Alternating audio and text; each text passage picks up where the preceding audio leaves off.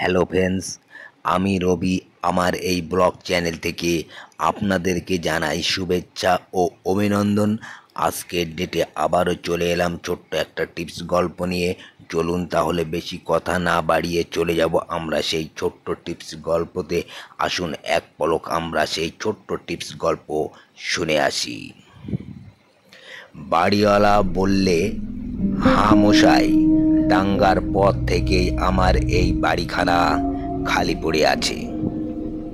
এই অঞ্চলে আর কোনো হাঙ্গামা নেই, অথচ এমন চমৎকার বাড়ি, তবু লোকে এখনো কেন যে এখানে বাস করতে ভয় পায় আমি তা বুঝতে উঠতে পারি না। আমি বললুম, বাড়িখানা আমার পছন্দ হয়েছে। আমি মিথ্যা ভয় পাবার লোক নয়, আর আমার কাছে বন্দুকও আছে। কিন্তু আপনি কত ভাড়া চান? বেশি নয়, মাত্র 50 টাকা। এই বাড়ির জন্যে আগে আমি 125 টাকা ভাড়া পেতুম, কিন্তু এখন দিনকাল খারাপ, তার উপরেই বাড়িখানার সুনাম আবার আমি ফিরিয়ে আনতে চাই। তাই আপাতত 50 টাকা করে পেলেও আমি খুবই খুশি হব। আমি বললুম, তাই সই। লক্ষ্য করলুম বাড়িওয়ালা একটা সর্বস্থির নিঃশ্বাস ফেললে। ভাড়া কম হোক, এই পোড়া বাড়ির জন্যে অবশেষে একজন ভাড়াটিয়া যে জুটল, এইটেই সে সৌভাগ্য বলে মনে করলেন। লোকটার দেহ হাড় জিড়জিড়ে, আর কথা কইতে কইতে সে ক্রমাগত হাঁপাচ্ছিল, পুরাতন হাঁপানির রোগীর মতো। কিন্তু তার চোখ দুটো এমন উজ্জ্বল যে হঠাৎ দেখলে মনে হয় যেন জ্বলন্ত। আমার হাতে চাবির গোছা দিয়ে ঢুকতে ঢুকতে ওই লাঠি ঠক ঠক করতে করতে সে চলে গেল। বাঁচলুম কেন জানি না। তাকে দেখে এমন অস্থির বোধ হচ্ছিল যেন সে কোনো ভাবী অমঙ্গলের অগ্রদূত। এতদিন বিহারে ছিল আমার কর্মস্থল, এখন হঠাৎ বদলি হয়ে কলকাতায়। পরিবারবর্গকে আপাতত বিহারে রেখেই আমার বিহারি বেয়ারা রাম সহায়ককে সঙ্গে নিয়ে কলকাতায় এসেছি বাসাবাড়ির খোঁজে। ভাড়া পেলুম মনের মতো বাসা।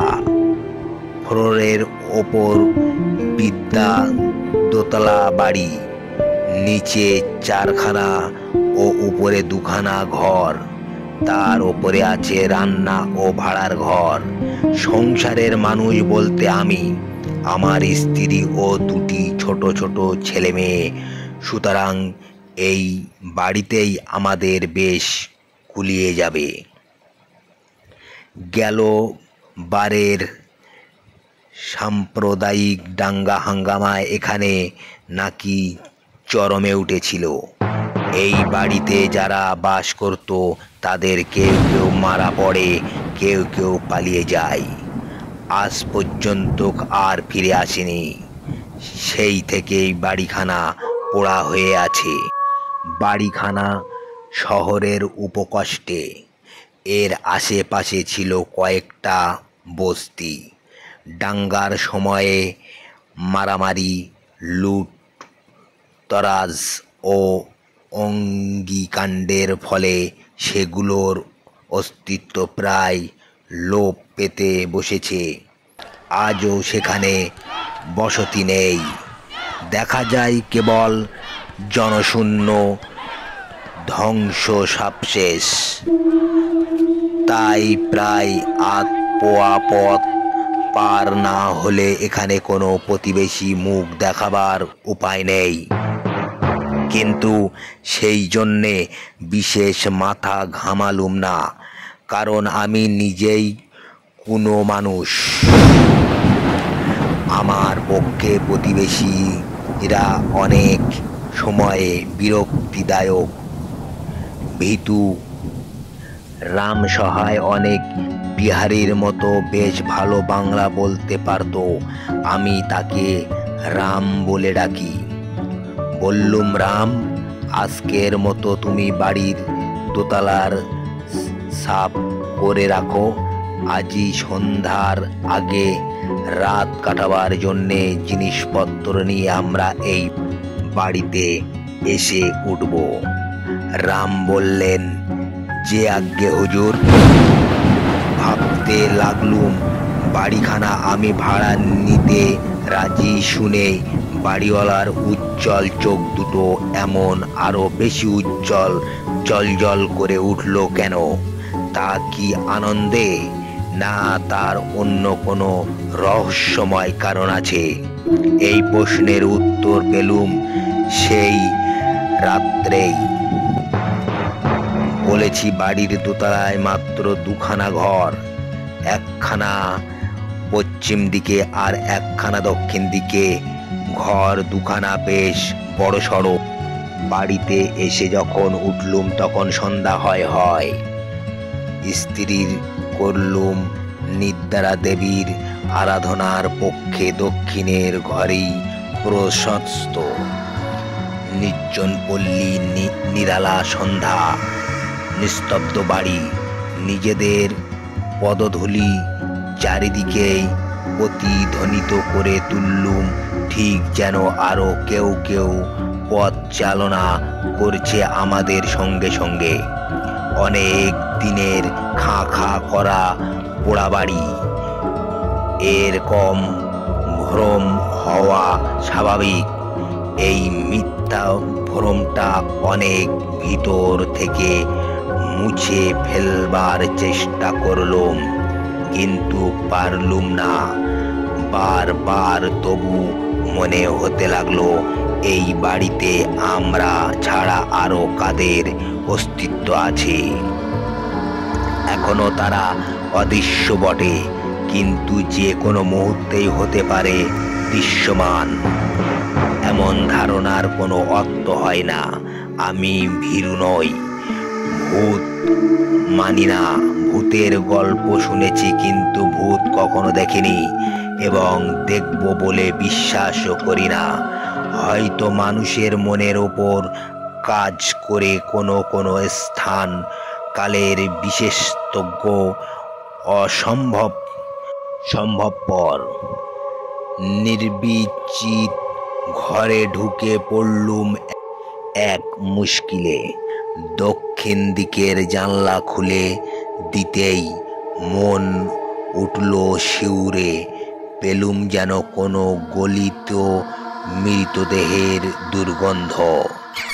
নাকে কাপড় চাপা দিয়ে উঁকি মারলুম জানলার বাইরে। নিচেই রয়েছে পচা জলে ভরা একটা খানা এবং তারপরেই খানিকটা জমির ওপরে ভাঙাচোরা লণ্ডভণ্ড জনহীন বস্তি। কোথাও জনপ্রাণীর সাড়া নেই। বললুম, রাম, ওই খানার ধারে নিশ্চয়ই কোনো মরা কুকুর বিড়ালের পচা দেহ পড়ে আছে। এই দারুণ গ্রীষ্মে দক্ষিণের জানলা বন্ধ করে তো ওই ঘরে থাকা যাবে না। চল পশ্চিম দিকের ঘরে যাই। রাম বললেন, তাই চলুন।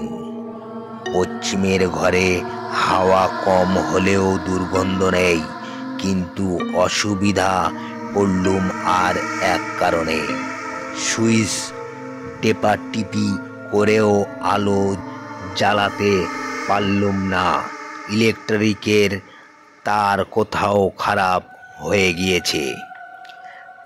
নাচার হয়ে রামকে বললুম, তুমি বাজার থেকে বাতি কিনে আনো। আজকের রাতটা কোনো রকমে কাটিয়ে দিই, তারপর কাল সকালে উঠে অবস্থা বুঝে ব্যবস্থা করা যাবে। পাখি দিয়ে কেমন একটা অহেতুকি অশান্তির ভাব মনের মধ্য দিয়ে লজ্জায় আশ্রয় গ্রহণ করলুম। শেষ পর্যন্ত ঘুমিয়ে পড়লুম বটে, কিন্তু তন্দ্রা ঘরেও মনে হয়েছিল ঘরের ভিতরে কারা যেন নীরবে আনাগোনা করছে। কতক্ষণ পরে জানি না আমার ঘুম ভেঙে গেল আচমকা। আমার মুখের ওপরে পড়ল যেন কার উত্তপ্ত নিঃশ্বাস। আমি কি স্বপ্ন লোকে বাস করছি? কিন্তু পর মুহূর্তেই অনুভব করলুম ঠিক পাশেই আমার গায়ের সঙ্গে গা মিলিয়ে শুয়ে আছে আর একটি জীবের দেহ। কোমল রোমশ জীবন্ত দেহ। স্পষ্ট শোনা যাচ্ছে তার শ্বাস প্রশ্বাসের শব্দ। সেই সঙ্গে পেলুম একটা জান্তব গন্ধ। ধড়মড় করে উঠে বসে এক লাফে বিছানার বাইরে গিয়ে পড়লুম এবং পর মুহূর্তে আস্তিতে দপ করে জ্বলে উঠল ঘরের বৈদ্যুতিক আলো। কিন্তু তখন আলো জ্বালার ব্যাপারটা আমাকে বিস্তৃত করলেন না, কারণ সর্বপ্রথমেই আমার দৃষ্টি আকর্ষিত হলো বিছানার দিকে। কে ওখানে? কি ওখানে শুয়ে আছে? কিন্তু কি আশ্চর্য, বিছানার উপরে কেউ তো নেই। কেবল বিছানার উপরে নয়, আমার বিস্ফারিত চক্ষু সমস্ত ঘরখানা আতিপাতি করে খুঁজেও সন্দেহজনক বা ভয়াবহ কোনো কিছুই আবিষ্কার করতে পারলাম না। এ কি ভ্রম, এ কি দুঃস্বপ্ন? কিন্তু তাই যদি হবে, তবে বারবার সুইচ নাড়াচাড়া করে বহু চেষ্টার পরেও যে আলো জ্বালাতে পারেনি, সেটা হঠাৎ এখন আপনা আপনি জ্বলে উঠল কেমন করে? এগিয়ে সুইচ তুলে দিলুম, কিন্তু চেষ্টা করেও যে আলো জ্বালাতে পারিনি। এখন চেষ্টা করে তাকে আর নেভাতেও পারলুম না। সবই অস্বাভাবিক ব্যাপার। তাড়াতাড়ি দরজা খুলে রামের নাম ধরে চিৎকার করে ডাকতে লাগলুম। সে শুয়েছিল দরজার বাইরে বারান্দার উপরে। আমার চিৎকার শুনে ভিতরে ছুটে এলো হন্তদন্তের মতো। উত্তেজিত স্তরে বললুম, রাম, এতক্ষণ আমার বিছানার উপরে কে শুয়েছিল? তারপর চেয়ে দেখো, ঘরের আলোটা আপনা আপনি জ্বলে উঠেছে। আমার মুখের পানে ফ্যাল ফ্যাল করে তাকিয়ে রাম সহায় হয়ে দাঁড়িয়ে রইল বোবা মুক্তির মতো। সে বেশি ভয় পেয়েছে না বেশি হতভম্ব হয়েছে বোঝা গেল না। আবার বিছানার দিকে চেয়ে আবার বুকটা ধড়াস করে উঠল। ও আবার কি ব্যাপার? বিছানার চাদরের ওপর রয়েছে কতগুলো কাদামাখা পদচিহ্ন, দেখতে অনেকটা বিড়ালের থাবার মতো, কিন্তু সেগুলো বিড়ালের থাবার চেয়ে অনেক বড়। আমি চেঁচিয়ে বলে উঠলুম, হলপ করে বলতে পারি, আধ মিনিট আগেই ওই থাবার দাগগুলো ওখানে ছিল না। আতঙ্কগ্রস্ত কণ্ঠেই রাম সহায় বললেন, হুজুর, বাইরে চলে আসুন। বাইরেই চলে এলুম, একেবারে বাড়ির বাইরে। শেষ রাতটা কাটালো রাস্তার ধারে রোয়াকের উপরে। সকালে বাড়িওয়ালার সঙ্গে দেখা, সব কথা খুলে বললুম। বাড়িওয়ালা হাঁপের টান সামলাতে সামলাতে হাসবার চেষ্টা করে বললেন, মিছেই ভয় পেয়েছেন। ঘরের ভেতরে ভাম এসেছিল, পাশে খানায় ভাম থাকে, কিন্তু সে বন্ধ ঘরের ভেতরে এলো কেমন করে? জানলা দিয়ে। ভাম কখনো একতলা থেকে দোতলায় লাফিয়ে উঠতে পারে? দোতলায় যখন উঠেছে নিশ্চয়ই পারে। ধরলুম তাই, কিন্তু ভাম যখন ঘরের ভেতরে নেই তখন তার পায়ের চিহ্ন বিছানার ওপরে পড়ল কেন? আপনি ভুল দেখেছেন, পায়ের চিহ্ন আগে থাকতেই বিছানার ওপরে ছিল। আর ইলেকট্রিক লাইটের ব্যাপারটা, তারের ভিতরে গলদ থাকলে এমন ব্যাপার মাঝে মাঝে হয়। আপনি পাখা চলে, আপনি আলো জ্বলে। মশাই, আজই আমি সব ব্যবস্থা করে দিচ্ছি, আপনার কোনো ভাবনা নেই। দেখছি বাড়িওয়ালা ওজরে অভাব নেই। শুকনো হাসি হেসে বললুম, না, আমার আর কোনো ভাবনাই নেই, কারণ আজকেই আমি অন্য বাড়ির খোঁজে বেরিয়ে পড়ব। হ্যালো ফ্রেন্ডস, আমার এই ব্লগ চ্যানেল থেকে আপনাদেরকে জানাই শুভেচ্ছা ও অভিনন্দন।